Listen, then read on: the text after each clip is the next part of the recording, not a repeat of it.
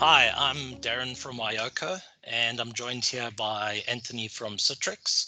We're here to discuss the modern digital workspace. So, the obvious question, what is a digital workspace? In the basic definition, it's a platform people use for everything work-related, to access applications, data, virtual desktops from anywhere. Yeah, and this is what Citrix has been talking about for years, really. Any device, any application, any location. Absolutely. That it's not a new concept to Citrix. They've been in that space. And if we think about it, a desktop could be considered as a digital workspace. It's used extensively every day, still currently, and could be considered or seen as a rather dated concept. Logically, all tools required in the modern workspace can be accessible these days via a web browser, for example. And hence systems like a Chromebook exist. And I wonder whether Microsoft might consider using or coining their own version or variation of it being an Edge book, considering the Edge browser was built off of Chromium. Never know. We shall wait and see. So how has this digital workspace evolved, from a desktop to a workspace as such, and referred to now as maybe a modern or intelligent digital workspace? And why do businesses need one? Yeah, so consolidating everything into a single workspace really helps provide a very consistent user experience, no matter what application or data the users are busy with. So, it's simple for employees. They've got one place to go. From a security perspective, you're managing risk across all of these different tasks on a single platform.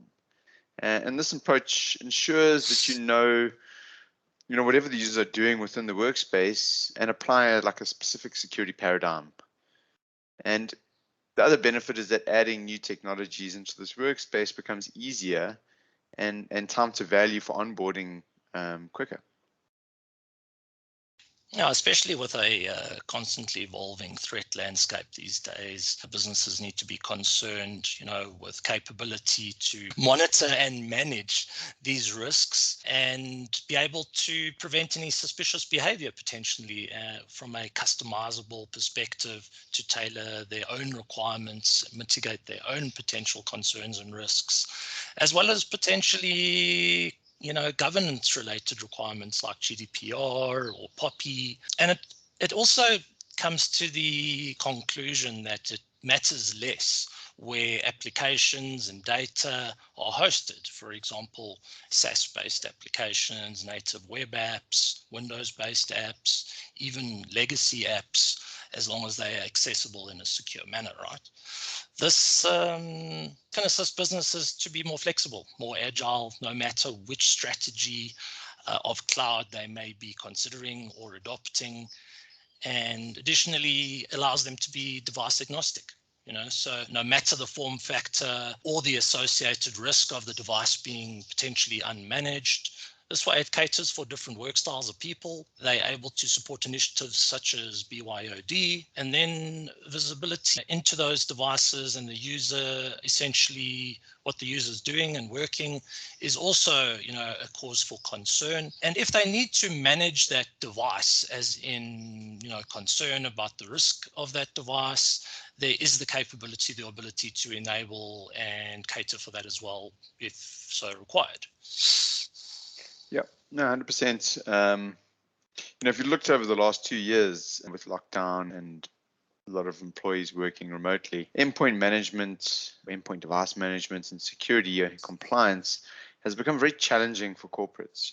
Even for smaller businesses, they would typically standardize on a specific device.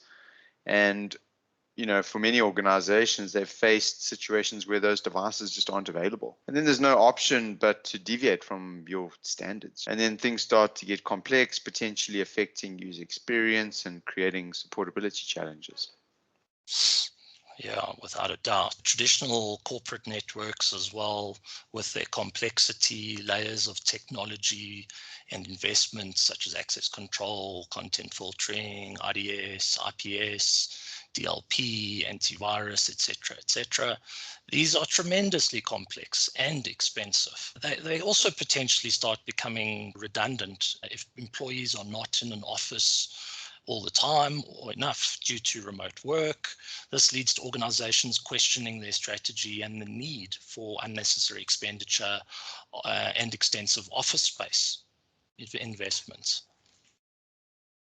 So Definitely. what would you say Citrix have managed to do with their capability of a modern, secure, intelligent digital workspace on their platform? Yeah, thanks for asking, Darren. I'm sure most people know that Citrix has been a leader in the virtualization space for, delivering virtual apps and desktops for about 30 years. We see virtualization as the start of remote work, really from a security perspective in terms of keeping data central, but also making applications mobile and allowing Windows-based applications to work on any device really, and Windows and Linux apps, as an example, MacBooks or Chromebooks or iOS or Android devices. And really, this was the beginning of a digital workspace. However, we know that the application stack is evolving. Windows apps are steadily becoming modern applications in the form of SaaS and web-based apps. Users also need their data, and that data can live in different places on different systems. Collaboration, central communication, messaging, virtual meetings, and tasks are constantly occurring and creating a lot of context switching, which leads to a loss of productivity and reduced efficiencies. The ability to consolidate all of these applications within an integrated workspace, which is essentially a one-stop digital shop for users, really helps improve their productivity and efficiency, especially for things like repetitive tasks. And the other benefit, of course, is that now you're also improving the security posture of digital assets by encapsulating them all under the single umbrella of protection. So the users also assigned resources they require to fulfill their role.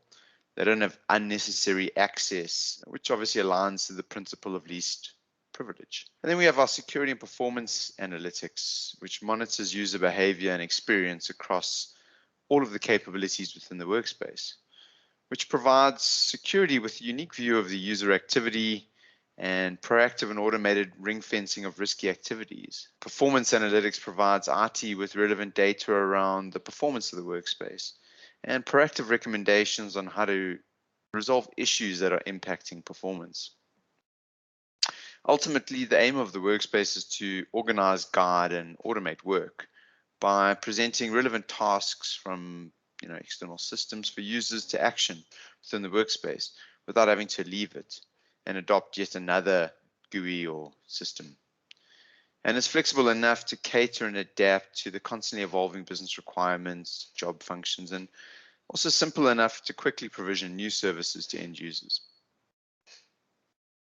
That's a rather comprehensive breakdown of the solution. Thanks for that. It becomes a rather simplified approach to doing IT, essentially delivering what's critical and needed and worrying less about all these systems and complexities that we've had to do in the past, consolidating, managing from a central control plane, location, and that can add tremendous value to businesses to increase agility, flexibility, whether they want to scale up, whether they want to scale down due to mergers and acquisitions, and also to retain, and attract the best talent.